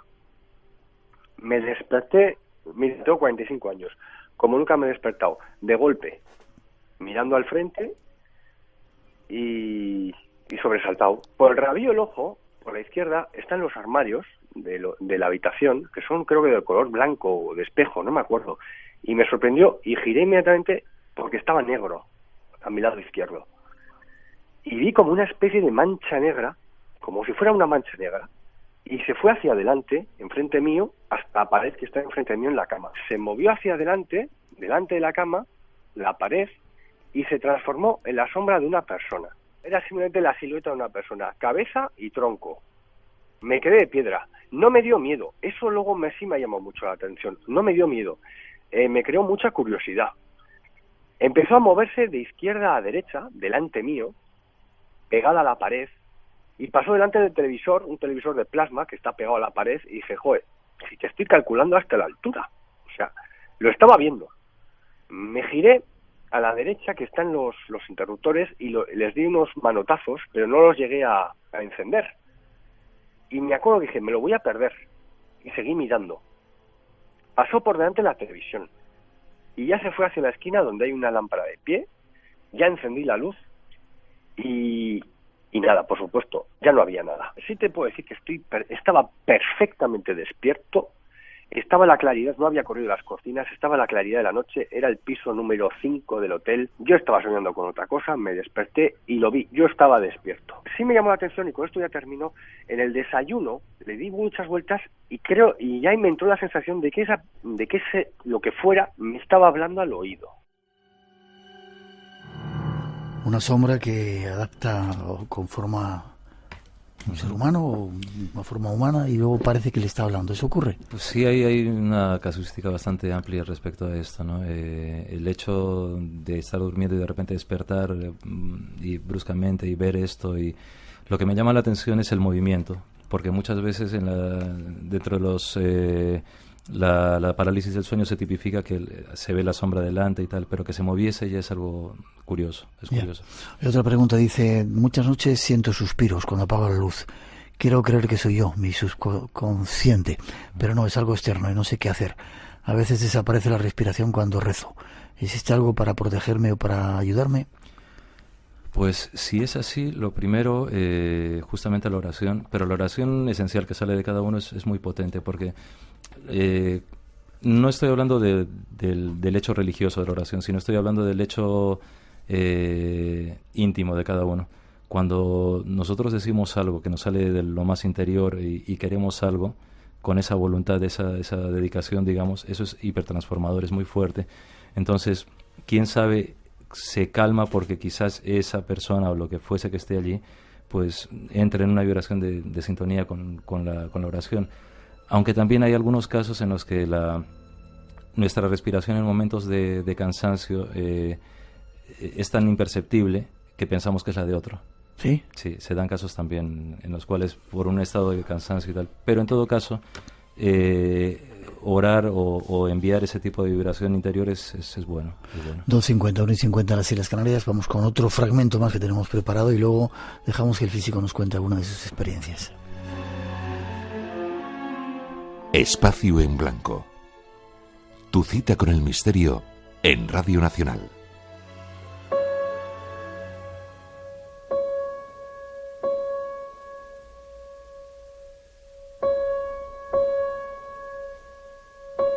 Hemos oído hablar muchas veces de espíritus, fantasmas, seres que se quedan atrapados en esta dimensión. A veces manifiestan su presencia mediante determinados efectos. Sonidos, movimientos, presencias. Nos preguntamos, ¿existe alguna manera de poder ayudar a estos espíritus en su camino hacia el más allá? Nuestro invitado nos da algunas respuestas. Un paso más en este mundo. A veces se manifiestan, dices, dando golpecitos. No es para meter miedo, sino tú crees o dices que es para llamar la atención sobre determinadas cosas. Claro, muchas veces lo que pasa es que, claro, el miedo surge en nosotros porque desconocemos algo. Pero quizás la causa inicial, la fuente, no esté intentando asustarse, sino más bien hacerse notar. Ahora bien, claro, puede haber algunos que sí sean un poco pesados, por decirlo así, ¿no? Y que, pues eso, no quieran que estés en su casa o que no quieran que tú tengas una vida normal porque ellos están envidiosos o lo que fuese. Pero también hay causas físicas que pueden ser, pues, ruidos de tuberías, qué sé yo, instalaciones, pueden ser muchas cosas. Pero yo, por lo menos en mi caso, no creo tanto en ese factor de maldad, ¿sabes? Porque muchas veces creo que ese mundo es más natural y más común de lo que pensamos. Ya. ¿No te pueden llegar a hacer daño? ¿No habéis tenido casos de esos que habéis investigado? No, creo que más bien hay mucho de somatizaciones, mucho de no saber interpretar y digerir lo que te está ocurriendo, entonces lo llevas a otro terreno. Pero creo que el peor daño que se puede hacer en todo esto es cuando uno mismo se siente tan desprotegido que empieza a recurrir a cosas que no debe, ¿sabes? Y véase, pues, charlatanes, sinvergüenzas, pócimas, cuando es mucho más sencillo todo a veces. Ya. Tenemos, antes de terminar, otro testimonio de un oyente. Vamos a escucharlo. Pues mira, te cuento, Miguel. Resulta que, bueno, estaban haciendo una serie de ampliaciones en lo que era el caudal del río Segura, y en ese trasiego de camiones con tierra, bueno, nosotros tendremos unos 14, 15 años aproximadamente, salió una lápida. No le dimos mayor importancia. La lápida sí que recuerdo que era de 1900 y algo, tenía bastante tiempo. Y nada, y resulta que, bueno, no le dimos mayor importancia en ese momento, pero a raíz de esa lápida nosotros tenemos un perro, y el perro empieza a introducirse dentro de una pequeña huerta que tenemos. Y nada, yo estaba arriba en casa, aparece mi hermano llamándome, que junto al perro pues apareció la imagen translúcida de una señora vestida con un traje antiguo, traje largo, y el perro siempre hacía lo mismo. O sea, cuando era de noche se iba a esa zona se venía junto a esa figura, y no se veía más que lo que era, digamos, lo que era la parte de las rodillas hacia arriba, nunca se le veían las piernas completas. Y nada, eso estuvo pasando unos días, y curiosamente aparece por ahí un señor Nosotros le pusimos el ermitaño por las pintas que llevaba, unas pintas un tanto extrañas, y sin decir nada, aparece por allí y nos comenta, dice, allí hay una rosa negra. Decimos, ¿una rosa negra de qué? ¿Te puedes explicarte un poco más? Y dice, sí, aquí hay una persona, y hay un ser que ha sufrido mucho y no está en paz. Y de repente, sin decirle nada, se va a donde está la lápida y coge una serie de rosas, de un rosal que teníamos, las mezcla con una botella de agua, las echa por encima y hace una oración. Realiza una oración, a raíz de aquello desapareció por completo la imagen. La imagen está lúcida. Lo que sí era muy curioso, que el perro que teníamos siempre se iba junto a esa imagen de una señora vestida de época, tenía bastante tiempo, y fue todo a raíz de llegar a esa lápida. 3 minutitos antes de terminar esta primera hora, es que es un ratito que José Luis nos cuente algo de la técnica. Cuando se remueven determinados lugares, espíritus que están en contacto con eso, pueden aparecer, como el caso que contaba nuestro oyente. Parece ser que sí. O sea, cuando hay, pues se remueven o de repente se remodelan sitios antiguos, siempre parece que se desatan estos fenómenos, ¿no? Y muchas veces se desatan a modo de impregnación. A mí, lo que ha contado este testigo, ¿no?, de ver a la señora, tiene toda la pinta de ser una impregnación, ¿no? Esa imagen que está ahí. ¿La impregnación es algo que se queda ahí? Sí, que se queda ahí. Es una imagen, es como ver una foto de otra época, ¿no? Algo así. Y el perrito, claro, lo sentía porque los perros son muy, muy, muy potentes para esto, ¿no? Bueno, los animales en realidad. Entonces, suele ser más o menos habitual que remueves cosas y se desatan fenómenos. Vale, Carlos también nos cuenta que vivió en un pueblo de la Sierra de Albacete, en Riopar. Llovía cántaros, iba con su mujer por un sendero que llevaba a un castillo y vio bajando por el camino un monje sin manos ni pies que pasó junto a él y junto a su mujer, lo vieron perfectamente. Uh-huh. Dice que si en días tormentosos hay alguna característica que haga que esos seres que están ahí se aparezcan de alguna manera. Sospecho que tiene que haber algunos condicionamientos físico-ambientales que sirvan para que estas manifestaciones se den. Pero también sospecho que muchas veces lo hacen cuando les da la gana. De día, de noche, en un bar, en cualquier sitio. En un minuto nos puedes contar algún caso que te haya llamado la atención de esos que has investigado y luego tenemos tiempo de... Sí, uno que estuvimos pero por lo que me causó, en un hotel, en una zona muy bonita, justo José Luis. Pasaron muchas cosas y en un momento determinado que ya no estaba concentrado, digamos, no estaba con la antenita puesta, me quedé mirando las escaleras y vi a una mujer como de los años 50, vestida con un traje verde, rubia, con unos ojos muy bonitos, que me hacía un gesto que era así y me decía que quería bailar. ¿Sí? Y el gesto es como de mover los dedos de la mano, como si fuese un abanico o algo así. Entonces me dijo que quería bailar. Y yo me quedé, porque me lo estaba diciendo a mí, entonces le dije a Sol, voy a ir a las escaleras, y justo era una zona donde José Luis había hecho unas mediciones que estaban muy alteradas, esas zonas, y cuando fui subiendo, pensé, espera, o sea, estás yendo a donde está ella, y me decía que quería bailar, entonces... Déjalo ahí, luego lo acabas de contar. Sí.